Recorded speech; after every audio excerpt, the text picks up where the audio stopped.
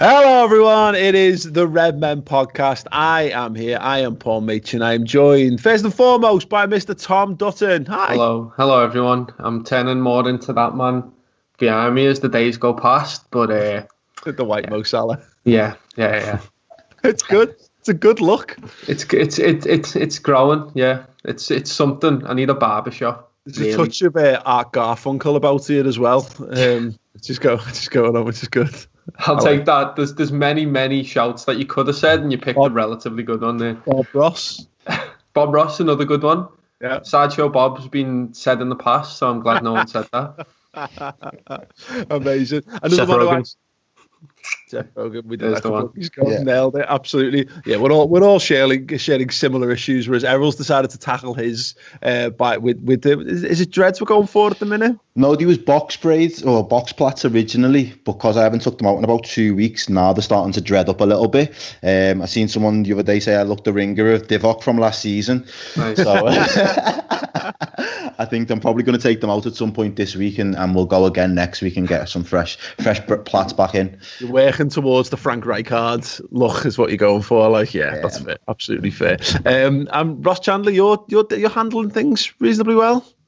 Yeah, not too bad. I've heard of doing lookalikes, so just get it out there. Shaqiri or Bobby from King of the Hill. before anyone says it. Sensational. Well, I can't top that. You've just pure Eminem battle rapped us there by getting out all of the insults before we could get to you. Great. Right, our kickoff warm-up question this week comes from Martin O'Neill. He wants to know what your perfect full English looks like. Tom? See, this is a massive, a lot of people don't like a mushroom on a full English. A lot of people don't like a mushroom on a full English. That's not a full English. If you don't like them two things on a full English, it's not a full English. You said mushroom, Tom, you said mushroom twice. That's fine. Canned tomato is what I meant to say. So, 2 sausages, 2 bacon, 2 eggs, beans, 2 hash browns, a black pudding, mushrooms, canned tomatoes, and 2 slices of bread. Toast. Sweet. For breakfast, that's a lot, that. That's a full English. That's a full and a half English, that, mate. Yeah. Go on, Errol, what's on your full English? See, again, not even to be controversial, but I don't really like full Englishes as a whole. But I kind of have a mashup of things that I would put together on mine, because I don't really like eggs. The only form of eggs I can eat is in an omelette. So if I can put it in an omelette, then I'd have an omelette. I'd have some beans in there. I'd have some toast. I'd have 2 sausages. I'd have 2 bacon. I'd also go with a few Jamaican extras on the side if I was doing it properly, and I'd have the fried plantain in there. I'd have some fried dumplings, and I'd also probably have a little, if it wasn't normal bread, I'd have Jamaican bread, which is just hardo bread. Get it from Danny's in Toxteth. If you're from Liverpool, it's a game changer. And then a small heart attack for brunch. Is that what you're going for there? Like after your fried dumplings for breakfast? Probably, yeah, but that's probably how we do it on either mine or my mum's. That's how it gets done. Ross is a former professional chef. Okay. Yeah, which I wish you never said now, because my answer is really controversial. Pre-lockdown, I think the answer would have been dead easy. It just would have been a spoon's breakfast. Like, you get all that shit that Tom says, plus a pint. You mean Weatherspoons? Yeah, for £4 or whatever it is. I mean, what more do you want? But everything that Tom said, I think you go for the full works. I think you've got to have black pudding in there, because it's just the best. And then something to make a putty with, something to mop up your beans, bit of tomatoes, yeah. Never had black pudding. Never had black pudding. It's amazing. It's like, people don't like it because it's like, oh, it's blood. Nah, it's blood and spices, and it tastes amazing. Like, you know what I mean? There are plenty of other things that people put into the bodies, which is basically a lot of like laundry detergents and other white looking things, like it's all told. The black pudding one is an interesting, because it's I would never actively buy black pudding. I never have it in my house, but I also never take it off for breakfast if I'm having one out anywhere. The simple answer for me is well, it's a tavern brekkie. So the tavern on Smithdown Road, you go in there, you get the full English, and you swap out. For me, I can't stand mushrooms, so swap mushrooms out and put hash browns on instead. And that way you've got sausages, loads of bacon, eggs, beans, black pudding, hash browns and fat toast. I'm trying my best to cut out bread at the minute, and I'm never getting anywhere near tavern bread ever again, because it's not even like, you can have brown bread, you can have wholemeal bread, but like medium size. This is like super thick sliced. That's like Jamaican bread. That's like Jamaican bread, Paul. Yeah, doorstep toast is like 2 inches thick. It's amazing. But what's your thoughts on the American breakfast? Because if we're talking about tavern breakfast, they do an American, which is everything we just said, with 3 pancakes and syrup on the side. Like, I kind of like that, but again, that's because I'm a bit weird. Ross is shaking his head. Ross is probably mixing 2 fucking dishes together. Just have one or the other. Do you not like bacon and pancakes though with the syrup? No. Oh, I think that's a nice little combo though, you know. Like when I went to America years ago. Sorry, Ross. I just can't let this stand. You can come back to this point in a second, but Ross, that's like saying don't have oral sex and sex in the same session. I mean, you talk to the wrong person about that, Paul. because they both can be standalone entities, one or the other. No, nonsense. Go for the full works. If you can have pancakes as part of your brekkie, why would you not have pancakes as part of your brekkie? Because you can have syrup and all that shit. It's a rhetorical question, Ross. Errol, carry on. No, that was perfectly said, mate. I couldn't have said it better myself. What about beans in a bowl? Do you remember me and Ross when we went to Qatar? We got the fancy breakfast in the airport, and he put beans in a bowl. I'm not a big fan of that.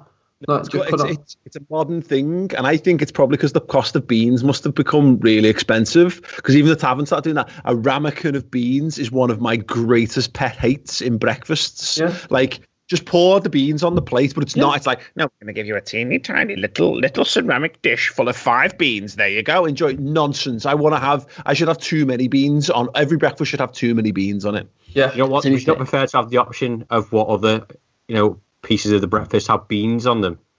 So if you want to dunk your sausage into beans, you've then got the option. You're not being forced into having beans on different parts of your breakfast. I understand if you've got really bad OCD issues, and my son's got that. Like, he has to have, he enjoys his gravy in a little pot and stuff. I drown the motherfucker in gravy.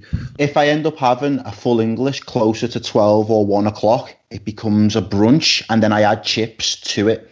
So I get a little chip combo, so that's a good shout as well. Yeah, that's a Wetherspoons all day brekkie, that all day, isn't it? Like, get a fat scoop of chips onto your breakfast as well. Whoa, cholesterol. When we started doing that in Carveries as well, that was a game changer. Absolutely. Right, okay, we're going to drive into the football topics then. Let us know your ideal full English breakfast in the comments section underneath. And if you're listening to this on podcast and apps, do give us a 5-star review, because it does help. That'll be much appreciated. Right, okay, Ross, you want to talk about Euro 96? Yeah, well, not specifically. It just made me think of the subject. So I know it started yesterday, but must have been 6 or 7 Euro 96, around that, and I don't really remember it. So I just wanted to know what people's first memories were of an international tournament, what players that you liked.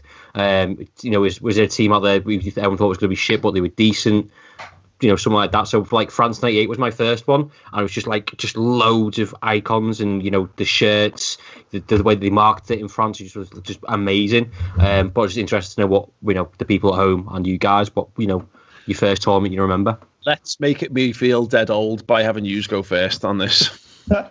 It's probably, go ahead, Daryl. You go first, because my answer's kind of boring. Well, yeah, I think mine's probably going to be very short as well. I was 5. I think I almost remember, I don't know if it is 96 or again 98, but the McDonald's did like toys of the Euros when they came out, and I don't know if it was like a little mascot one that year. Euro 96 was famed for Coca-Cola having a deal where you collected ring pulls, and if you sent them off, you could get like a Euro 96 music sampler which had Wake Up Boo by the Boo Radleys on, and a couple of other like absolute bangers. If you got a few more, you could get this footy. There was a little footy you could get that was like on the schoolyard. That's what everyone wanted. You want these Euro 96 footies, and eventually I'm sure they even had a competition where you could win like a full kit for your school team, and a lad in our school won it because we went to Blue Coat and it was a Coca-Cola kit. It was red, so we weren't allowed to play in it.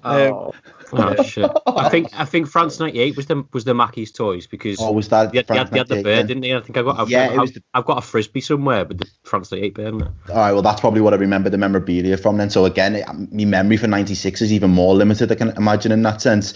What was the first tournament you remember though? The first tournament I remember is probably '98 because I'm hoping I'm right in saying this. I think Jamaica were in World Cup that year. They had a belter. Dion Burton leading the line that year. Robbie Earl in it as well. They had the belter kit, and I remember. I think I seen something the other day. I don't know if it was either Nigeria or Cameroon. They tried to come out with sleeveless. Oh, that was Cameroon after. Was that later on? Years later, was that after? Was that years later? But yeah, that was probably my earliest memory about international football. Probably '98 then, then obviously after that it was the haircut from. Was it Ronaldo? Was it Roberto Carlos that had the haircut? Ronaldo.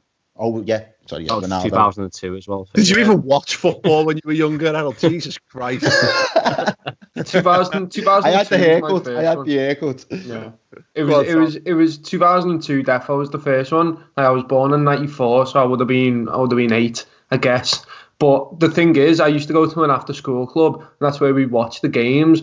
But the issue was that there was a Tony Hawk's Pro Skater next to it. So, like, I remember vividly probably moving away from that screen of the footy to take me turn on the Tony Hawk's game. So I don't even remember too much of that one.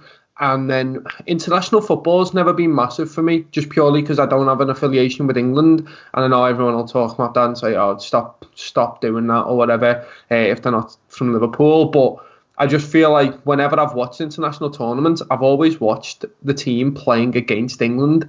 You know what I mean? So it's never been like, it's never been one of them where I'll watch a certain team. It's just, right, I'm picking this team for this game, or I'll just watch the monumentous games where there's brilliant players. That's the thing for international tournaments for me. I don't care until it gets to the semis because there's a lot of shit teams in international tournaments. Yeah, it's mad. Like my first that I remember was Italia '90, and I'd have been 7 at the time, and I only really remember it because it was just a mad time. Like obviously, had World in Motion was the by New Order was just massive, and you'd have it on like everyone would play it constantly. You go out and buy the single, and my auntie and uncle would have it in their house, and my cousin, he was 3 years older than me, so he was 10, and he was banging into it, and we'd be playing footy in the street, and like my auntie would run out and go, Roger Miller's just scored for Cameroon, and we'd all go, Rah! And we'd all do. We had this like boss like dance celebration they'd do in the corner flags when he scored, so we'd all be doing the celebrations and stuff, and like having because back in the day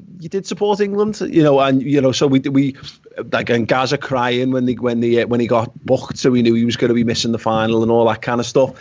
And Lineker shit himself in that one. I can't remember, but I remember it, but a lot of that I remember being around it, not the footy. You remember the footy because you've seen the footy since more than anything else. Euro 96 was my first major one because I was 13 and like it coming back on. I remember like me and my dad went to watch Czech Republic versus Russia at Anfield, and it was 4-3 to the Czech Republic. It's the best game of the whole tournament, and we got free tickets because my mum's school got given a load, so we got to go to these games. And it's funny because I remember my uncle and my cousin, he worked for the brewery, so he got like these boss tickets, and it was Italy were in the same group, and they were playing in Old Trafford, so they went to that, and it was this boring drab like 0-0 or 1-1, and we got these tickets to watch Czech Republic Russia, which on paper was the worst game, and it ended up being an absolute belt. Like Patrick Berger would have been playing in that, Karol Poborski, I guess probably Nedved would have been in that team, and I've still got the ticket in ours somewhere. It's just like, yeah, it was absolutely amazing. That tournament was just boss, because footy was just on constantly. It was on at a time where you could watch it. You were at an age where you were hanging out with your mates, so like we didn't even watch it religiously. We'd be in town and you'd walk past like John Lewis and the tellies would all be in the window, and you'd stop and you'd watch the footy for 5 or 10 minutes or whatever, and then go about your day. Like, yeah, that was Euro 96 was amazing. I was going to ask, I mean, you've obviously know more about it. If there has to be one game without telling me the score, so I can actually go back and watch it, Paul, you said that one's your favourite, but I'd be interested. I've just ruined it. I've just ruined it for telling you the score. But that game, it's actually annoying. It's actually Friday. I think it's Friday at 6:30 or 6:15. It's on the telly. Yeah. I would recommend if people don't want to watch our Be Liverpool watch along, which they might do and they might not. I'd watch the first hour of it if you can.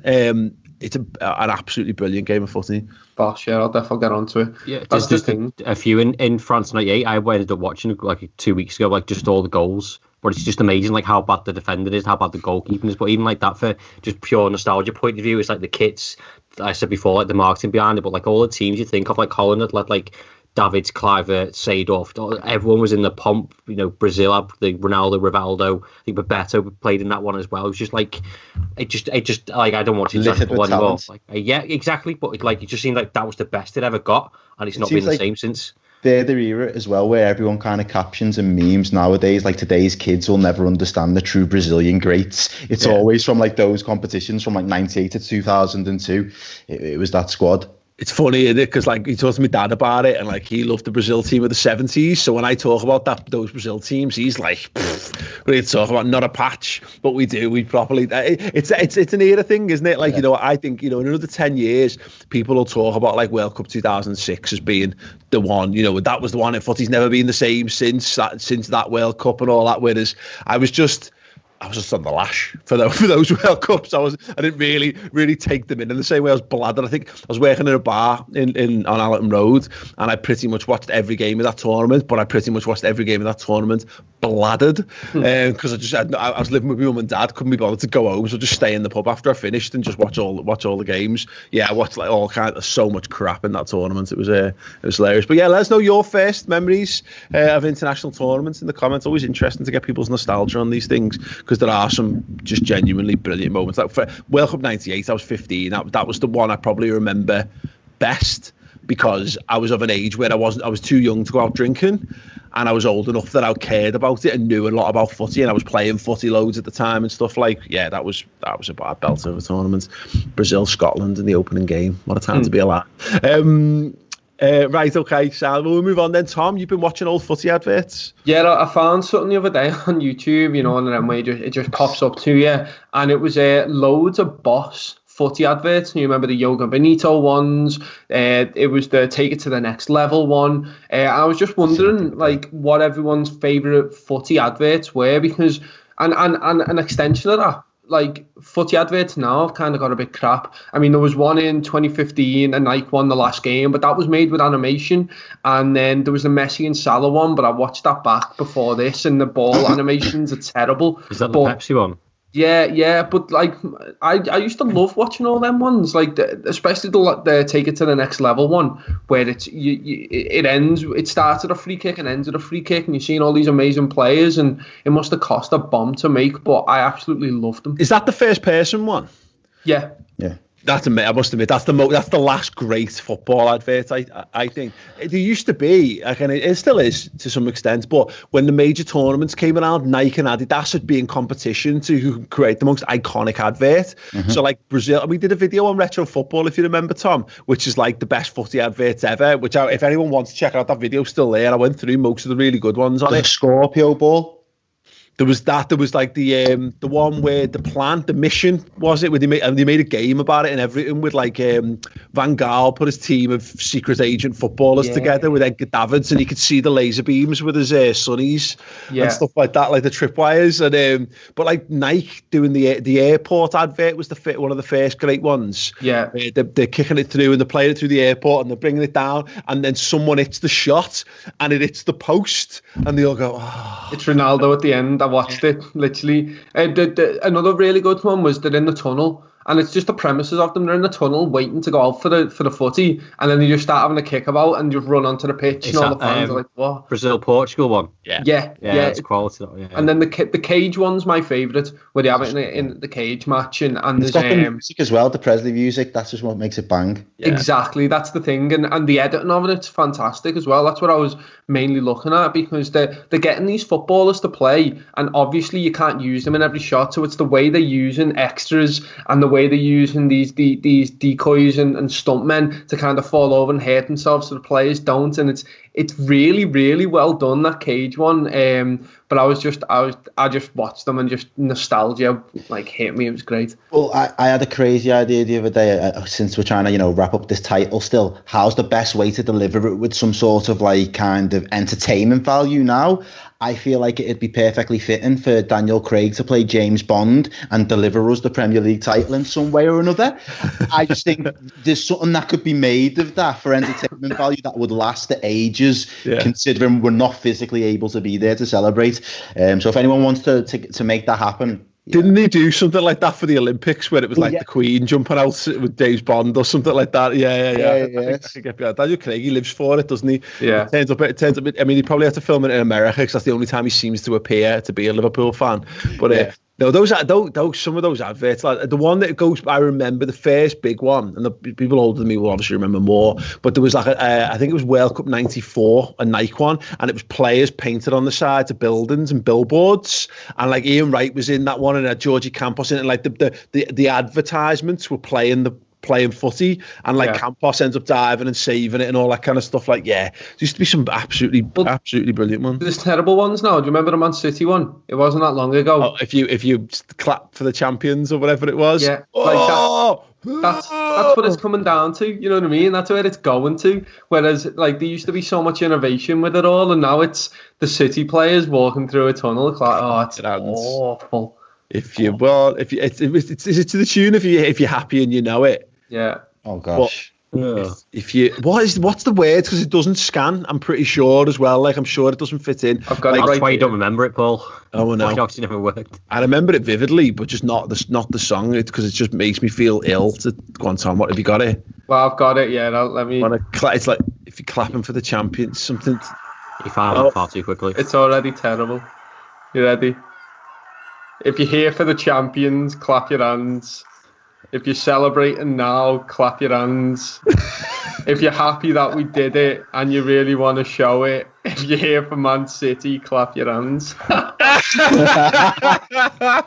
It's so bad. It's so bad. I love that because that's like is it Attila Salat or something like that? Like it's one of the like foreign companies have paid for that to be made. Oh my god. Yeah. Right. I love the footballs though. Like every time there'd be a big advert, it'd either be the footies that had come out or the boots that had come out afterwards, and you'd see them on the schoolyard for weeks, and you'd be the coolest kid on the yard if you had got the new Total 90 ball or the Scorpio ball from back in the day. Like I think that's what got us all hooked on the adverts, because you just wanted to go and play with the balls or the boots that were in the adverts. Yeah, you were going to say the footballs then. I thought you were going full Andy Gray on us for a second there. Yeah. Oh no, amazing. Yeah, again, if you're watching, let us know what your favourite football advert of all time is. There's so many classics, and do check out that video on the Retro Footy channel actually, because I mean it was good fun wrapping them all up, and it is definitely still there as well. Fernando Torres one as well. I've not mentioned that was a pretty decent advert as well. It is actually, the Torres, the taking over Liverpool, the Spanish influence. That was good. Definitely. And Nunca Caminara Solo come from that, which is what everyone learned not to say you'll never walk alone in Spanish, because it's at the start of the advert. Anyway, yes. Errol and I have come from a similar angle on the topic this week, but I'll throw it to you first and foremost. I want to talk, and I'm going to talk in a little bit about obviously the announcement that football has been given the green light to return from June 1st. We'll talk about that in more depth in a moment. But Errol, there's a little issue around that before we get that far that you want to talk about. Yeah, well, to be honest, it's just grating on me, because I remember from weeks when this, the situation first happened, one of the things that we said was, we caveat everything with go back to football when it is safe and fit to do so, and there are the safeguards in place to make sure that fans, as well as players, staff, all of the above, can be protected and the game can go ahead safe. And I think everyone bought into that premise to begin with. Now, obviously, the people that should be most invested within that premise is the footballers themselves, because it is their livelihood. A lot of footballers after that point came out and, campaign to various stay-at-homes, do this, do X, Y, and Z, because we're on board with the government and everybody else's current thinking. My thing is now, you can't turn around and say in one breath, we're scared to come back into the reality of the workplace, which our workplace is a football ground, a training pitch. But then at the same time, there are other footballers that have been seen and being punished at the moment and being fined for breaking lockdown rules, because clearly they don't share the same ideologies as the other footballers. So you can't really band together and say, as footballers, we're united now and we're going to delay the project restart, because there are a handful of yous that are ruining it, in my eyes, for the rest of yous that have got a clear message, if that's what it is meant to be. I loved Kyle Walker's apology for going to see his family in Sheffield, and this is the hard thing, because on a human level, is because he tried like the mental health and me struggles I've been through kind of angle, and I'm not saying that's wrong, because a lot of people are going through that, but that's the point. Loads of people are going through that. Everyone's got their own version of my family wanted a hug, everyone's got someone in the family who's going through problems, or we're going through problems, or there's always something. We've celebrated 2 birthdays in our house on our own. Like we little lad had his birthday, and you get them, you go, I might just because it's his birthday and he deserves that, because it's his birthday. And when you find yourself saying, oh come on, because I'm the exception to the rule. Exactly. Everyone's in the same boat in the football. You're right. And the problem is, of course, footballers are also very easy targets for all this. And there's tons of people breaking rules. They set themselves up to fall, because that was my initial point. It was, I just don't want to see them set themselves up to fall, to turn around and say, stay at home. This is the campaign. Put it all over Twitter, Instagram, Facebook. And then you see on their Snapchat in someone else's that they're at a party or a lockdown situation. And it's just like, the two don't go hand in hand for me, and it just makes the whole situation a lot more difficult to say with any certainty that they're all on the same page, because clearly they're not. They're putting a message out to the public that they're clearly not sharing between themselves. They're talking between themselves and telling each other what to do another day to day. So other footballers are aware that people within their own team are breaking rules, might be on a consistent basis or a not consistent basis. But then you'll get the team captain saying, we're afraid of we're afraid for our own health and safety. For me, it just jars, and I'm just jarred, and I'm probably a little bit exhausted, because we're all Liverpool fans, and we selfishly there's reasons for us to want to get this season underway and get it wrapped up. But I just think from the moral thing, I knew this at some point that this situation was going to happen, and I'm a little bit disappointed.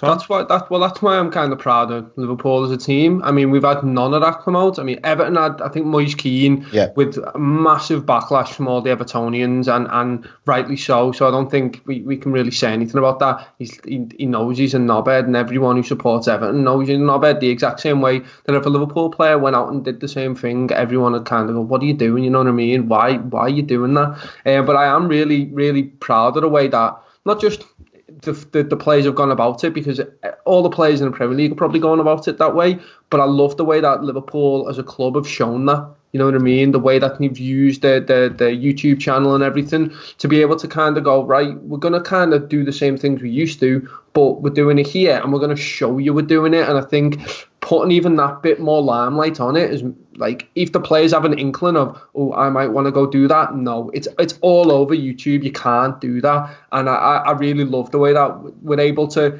not kind of take the model high ground on this one, but we can just be like, well, yours players did that, our players did not at all. Yeah, you got to be careful with that though, mate, because until they do, there's no, exactly. And that's why there's no point, I think, and this is why they go, just to bring it back to the Kyle Walker stuff, you're fine to think Kyle Walker's a knobhead as a human, but to try and bring some sort of sport and banter into it is a dangerous game, because you'd only end up on a slippery slope, because it's just going to take, and let's face it, it's going to be Adam Lallana, isn't it?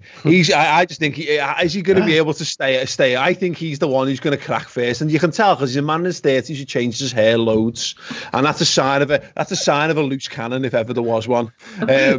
I wouldn't be shocked if Adam Lallana was the first one to break quarantine, but you've got to be careful, because it just ends up being another thing, another length of rope that you're drawing out to inevitably hung by, when it's just a bunch of individuals who are breaking rules or whatever. But it's interesting, Ross, because I think the footballers breaking the lockdown rules, this is what the season returning is going to hang on for me. Because, and this is why some of this needs to be determined still. We're being told that it's they've got the green light for it to come back.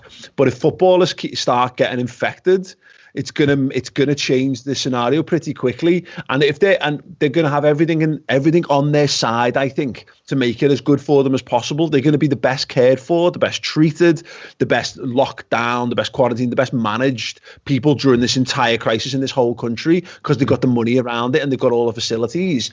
But it's only gonna take one idiot.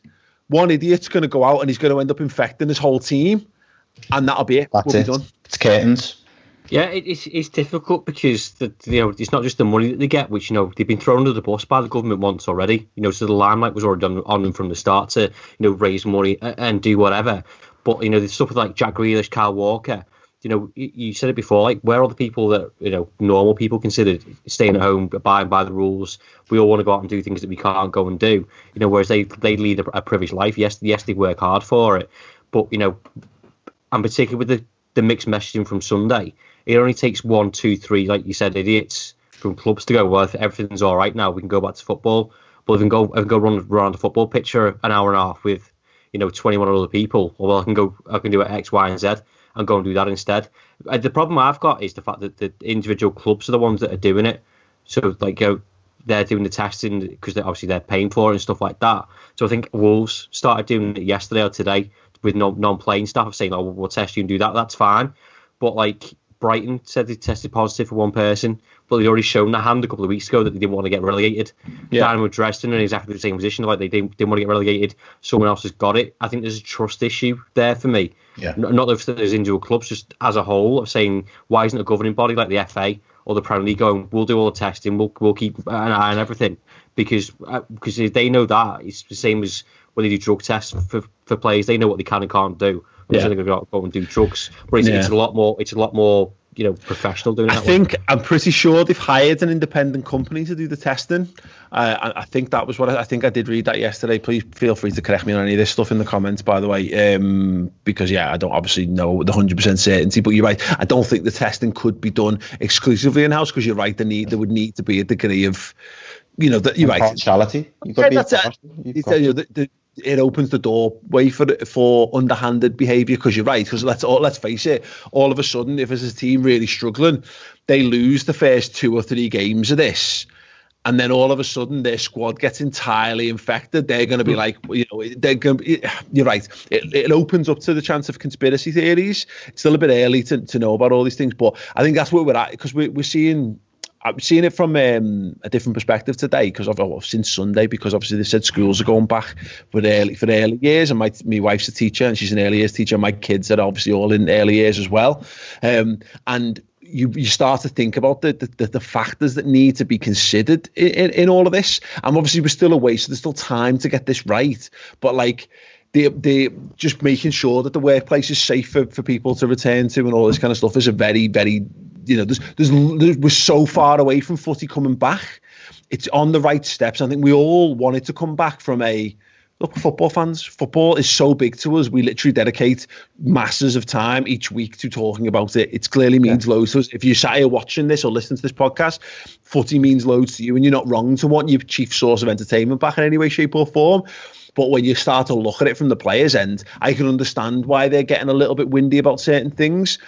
It doesn't hold up, Tom, when you see people, when you're faced with a world where there's 50-year-old women who are having to work the counters at a co-op with minimal PPE, footballers' complaints will fall on deaf ears. But I can understand why we would all want it. If I said to you guys tomorrow, right, you're coming back into this office, you'd want to know what the specific plans were and exactly how exactly you were going to be kept as safe as possible. Yeah, I mean, it's funny. We're talking about all these players, and that Tyrone Mings has been quite vocal on Twitter recently. And you say, do you want to know the plans? He said on yesterday, let's see what else they come out with. If you believe everything in the press, then I'm currently preparing myself to play with a mask with gloves for less than 45 minutes each way whilst quarantining in Australia. You know what I mean? So he has no idea, and it's quite refreshing to hear his comments and stuff about how he's just saying, look, we'll play. We're doing the relegation zone. That's kind of on us. I'm paraphrasing massively here, by the way, but he's just kind of saying, yeah, we'll kind of play there. And I'm sure a lot of footballers do realise the position they're in terms of being privileged. I mean, I know Dejan Lovren has come out and said we need a break. I think with that kind of stuff, it's just because he's in a completely different bubble and world, and he's like, well, I need to de-stress because of this, and that's fair enough. While you're right, there's people who are still working every single day, putting themselves at risk, who are like, I need to de-stress by putting myself in a safe position for me and my family, you know what I mean? I think it's so hard because we're still finding out, we're still struggling to figure out what's going on, like with what the government are saying. They're coming out and saying these things, broad statements, and a lot of people aren't understanding them. I'm one of them, where you're like, what does that actually mean? Does that mean we can do this? How are we meant to do this? So then how are football teams meant to put plans in place when, okay, can we have 3 people train at the same time? Do you have to have rotations of things? Can people be here, stationed here? It's people are asking questions to which there are currently no answers, and because football exists in this 24-hour news cycle, it's everyone's wants more, and they want it more now. And actually, for the first time in a wider sense, we all want to know more information, because what the government has done so far has been far too vague and lacking detail. By the end of the week, we'll probably know loads more than we know now. But when you don't know the information, and particularly when it's something impacting you, like, again, I was very much on the whole, I was on the, like, I understand footballers' fears, and then me and Chris talked about it on the Match Page podcast last week, and he was like, well, look, everyone's got to work. If you don't want to work, you don't have to work. And then having seen it, when it comes home to you and you realise, like, I've seen the fears first, close up. And my wife's being told she's got to go back to school, she's got to go back and teach. At some point in the next 3 weeks, all being well, she'll be back in the classroom again. But what does that look like? And all of a sudden, you don't realise that, like, what measures are being put in place. They haven't explained how they're going to be protected on an individual basis. They haven't quite explained how many other people are going to be alongside them. They haven't explained the people who are going to be, how many kids they're going to be looking after. They don't know the working environment's going to look like. Nobody knows the answers to these questions yet. So I can understand why there's tons of footballers. Well, I don't know that there's tons of footballers. I can understand why there will be some footballers thinking, well, understandably upset that they're being told that this is happening, because, I think, does it, without trying to sound stupid maybe, but does it make a difference for the individuals that don't come from this country as well, though? Because maybe they're listening to news from their native lands and how the situation globally is being handled, and maybe that's adding to their anxiety, because we might be handling things completely different over here. Footballers are getting pressures from all kinds of sides. They're getting the pressures from their football clubs, because look, football clubs are businesses, and if they don't go back to work eventually, they will not have a bit. The football clubs will go under. It'll happen. We're starting to see it in different leagues around the world. Some clubs are being wound up because they can't justify the expenses, and the bigger you get, the further you've got to fall. So they're going to be getting them pressures. They're going to be getting pressures from fans who are saying, they need to do, and from government saying, they need to entertain the nation somehow. And then they're going to be getting pressures from the wives and the partners and the mums and dads and their kids, and saying, don't go and put yourself in that situation, because we want you to be able to come home. And so, well, it's not even the footballers themselves, Paul. You're exactly right. What if the kid's got a serious illness? What if the kid's got bad asthma? And they're like, well, look, if I put myself at risk, I'm not going to know. Yes, you can do all the testing you want, but I could come home, give my kid that illness, and then that's on me then, because I wanted to go back to work, or I've been forced to go back to work. And then if you're then looking at it and going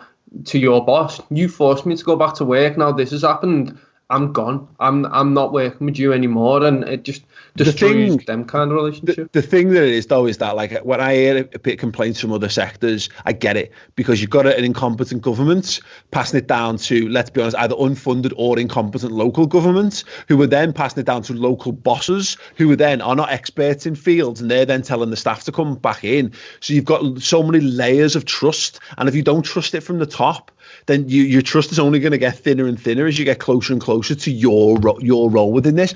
As far as footballers go, on the grand scheme of things, everyone's going to have to start taking risks, because until there's a cure, everyone's eventually just going to have to go back to work in some way, shape or form. Otherwise, there will not be a work again to go back to in the long term future. And footballers are, at least, as I said, of everyone who's going to have to go back to work, they're going to be the best protected of everyone. And you might argue they're doing the physical contact, which, we don't have to be, we're going to be sweating and breathing on each other. They can't do the social distancing in the same way, but they have also got, again, they're going to be put in far better circumstances and situations than all of us, so it's not. There's no ideal solution, but they're probably likely to be the best of it. The other argument is a sense of like, if they don't want to work, I fully understand that, but they're probably getting full-time wage and a decent wage at that. To what point? At what point do you go, well, fine, you want to stay off, but we're going to pay you your full wage. Then what do you think? Well, we're not getting £100 a week. Okay, sound. I might go back to work for a little bit.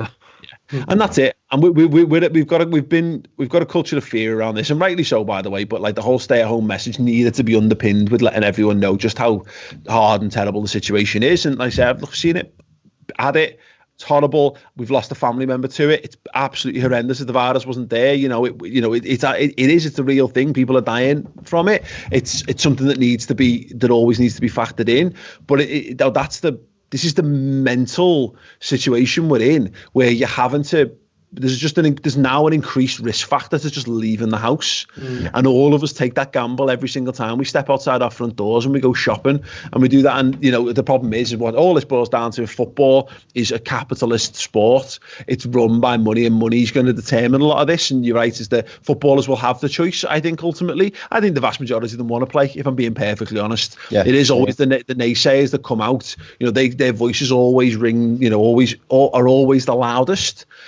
But the vast majority of footballers, that's what they do. That's what they've built their lives for. They do just want to get back to kicking a footy again. And I'm sure most of them wouldn't be that arsed. I'm sure Kyle Walker's not arsed about going shoulder to shoulder with footballers, because he wouldn't be having the interesting parties and birthday trips that he's been having so far. And I'm sure he's not alone in that. But do you think they're in a culture and an environment where they've been too protected? Because when you said that, then I thought, like, there's people who work in the NHS, like we all know someone probably works in there, and they're going in like day in, day out, not for a great wage, underprotected, in every sense of the way, risking their lives to save other people. On that scale of things, like, I fully understand where the footballers are coming from, but when you compare the two, like, it's nowhere near as bad as going to hospital. Or people, like the Null and Void is saying it's too soon to bring football back, are probably the same people that are going to the chippy. Yeah, like, what are those people fucking risking their lives as well? True, isn't it? It's dangerous, isn't it, though, to get, because you're right, but it's dangerous when we start drawing comparisons with like the NHS workers and football workers and all that kind of stuff, because they are protected and they have been sheltered, and they've been sheltered, most of their adult lives, and they've got all that buffer around them. And I think we're careful, because I think we use that as a noose to hang them with sometimes, because as though money protects you from every ill and stress in life. I meant the environment they've been brought up in for years of being protected, and you don't have to do anything. Is that subliminally gone into the heads now and gone, actually, I don't want to do that? Yeah, maybe that's the case. This is why I didn't want to speak on it for the last couple of weeks, because I kind of wanted to give them the benefit of the doubt for as long as we could get away with it. But literally, for about 3 weeks in, the first one with Kyle Walker and then Jack Grealish, there's been a few. Even I think there was a Chelsea player that was caught on Snapchat on Monday, and I'm just like, again, it's just another thing where you're just like, how many times can we see it now before we actually discuss it and think, there's probably a little bit more to it? I mean, there's everything. The bad people always make it worse for the worst of society. Well, it's a small handful of them, definitely, but I think that is dangerous, because it can mix up with the message of the core group.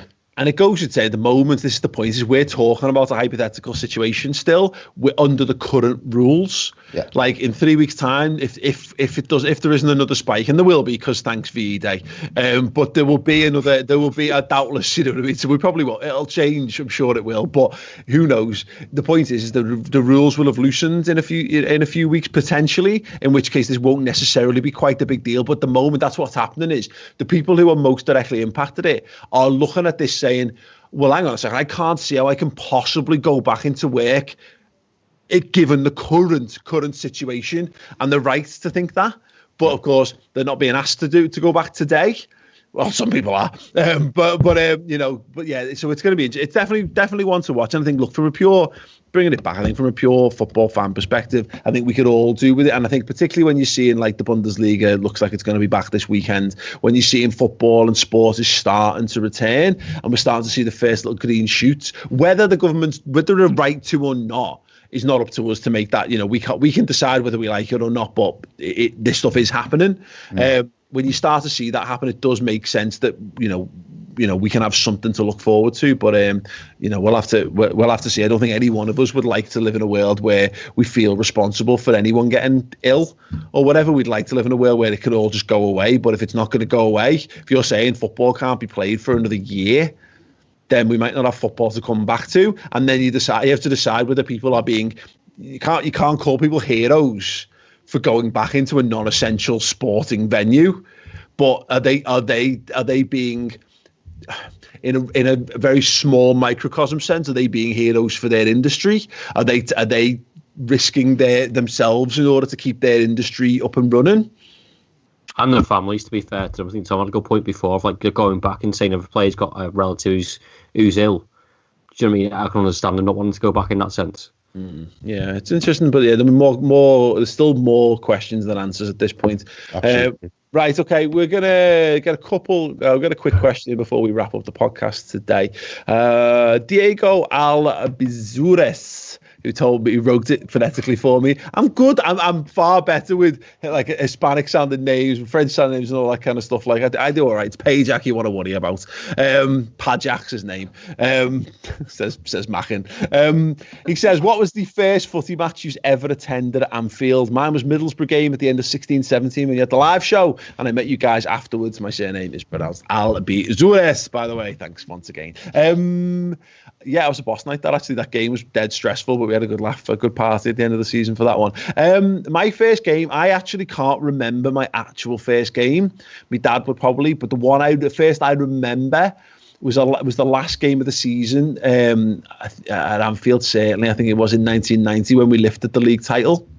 I was there for that, which is mad because I couldn't tell you anything about the game. I remember Kenny Dalglish coming on, and I remember seeing us lift the title, but I couldn't tell you anything else about the game. I think we played Derby County.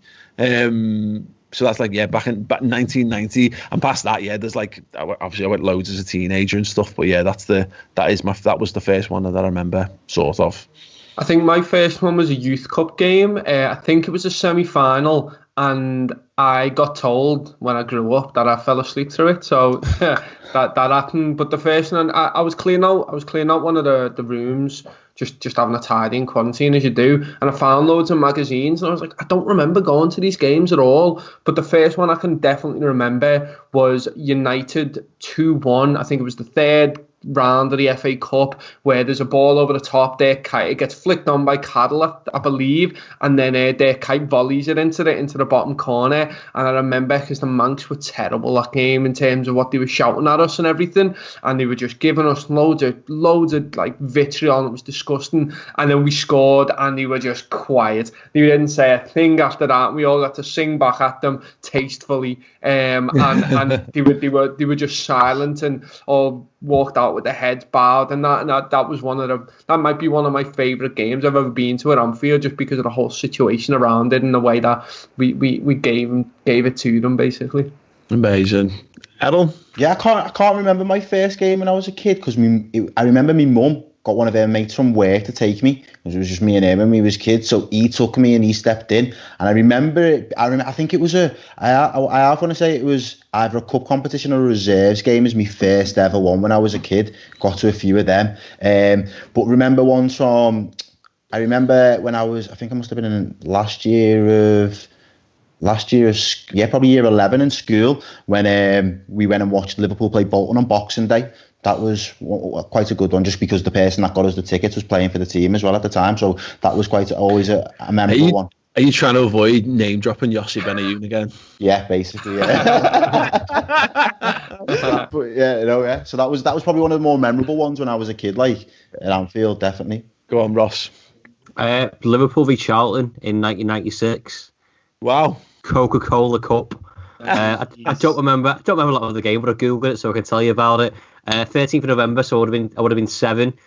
Mark Wright scored, Jay Redknapp scored, and Fowler scored twice. I went with my dad, brother, my uncle, my 2 cousins, sat in the cop. The only thing I can remember was having a Twix at half time. I miss Charlton being in the Premier League. I was thinking about this the other day. Is these old teams like Premier League stalwarts that were in there throughout from when I remember sort of a whole of the first bit of the 90s, early 2000s. You just don't see them anymore. You don't hear about them anymore. No, not Premier League stalwarts, Tom. No, but I remember them vividly being in the Premier League book to get stickers with. I think it's interesting. I think everyone has got like an idealised 20 teams in their head, which they think of as being Premier League teams. Yeah. And I bet generationally it changes. So like I'll have like Sheffield Wednesday and Leeds United line, where you probably won't have. But yeah, it is an interesting one. It's funny about the first game thing, because I found a load of old videos of me when my kids were young on a hard drive I've been backing up to and forgotten about, and I found the Barcelona 4-0 friendly game that I took the kids to. So the first game, Liverpool game they ever went to, Penny would have been about 8 months, if that. 8 months old, and Jack was there for 4, and she slept for half of it in her mum's arms, and it was too noisy for him, so he ended up with like headphones on, watching his mum's phone, watching YouTube, while we battered. But Leo Messi and Suarez got the pants pulled down in front of the biggest ever capacity for a football game at the new Wembley. And they've got literally no memories of being in there. But that's the beauty. I mean, it was the anniversary of the '92 FA Cup final the other day, and I was 9 for that, and I remember more about the journey down and the being around it than I remember. I couldn't say anything, of my memories of watching the game are minimal. I remember a few little high points being picked up and seeing the top of the FA Cup being lifted from down the stands. And I remember mainly my dad bought me Super Mario Land to play on the Game Boy on the drive down. But that's the problem. Is I've been to a game a few times, and you see when you stood in the Kop, the kids can't see. They just can't see. I remember when we played Spurs 2-0, and you and Chris went up into the main stand, because I think it was the first time, and I was in the Kop, and I was sat there, and this kid, we battered them 2-0, and everyone was in full voice. I was giving it beans, and the kid kept looking around and hearing all these songs that he knew, and he just started shouting them out, grew in confidence as the game went on. And I was just like, he's going to be a proper Liverpool fan in the end, because that's one of them where you can formulate memories at that point, and you can actually see, because people were accommodating him because he was on the side. It was boss to watch this kid just his eyes light up when we scored the second, and we're just giving it to Spurs. It was great. That's absolutely class. I think it's as good a way as any to end the podcast on a nice nostalgic high note. Guys, thank you very much for joining us. If you want more from us, we've got a load more questions from you guys. We're going to be answering them on the subscriber Q&A. We're going to literally roll straight into it. But if you want to check it out, you have to go to the redmentv.com and sign up. It is very, very good indeed. Oliver Ronan asked whether it's a shag, marry, kill, Machin, Pay, Jack or Dutton. It's going to be one to find out. Best biscuits during lockdown. Favourite UK holiday destination. Who of the Redmen TV staff play as the main characters in The Incredibles, and a whole lot more as well. Tupac or Biggie? There's a big one. There's an obvious answer to that. But yeah, join us on the redmentv.com for the Q&A. And other than that, we'll see you very, very soon. Ta-ra.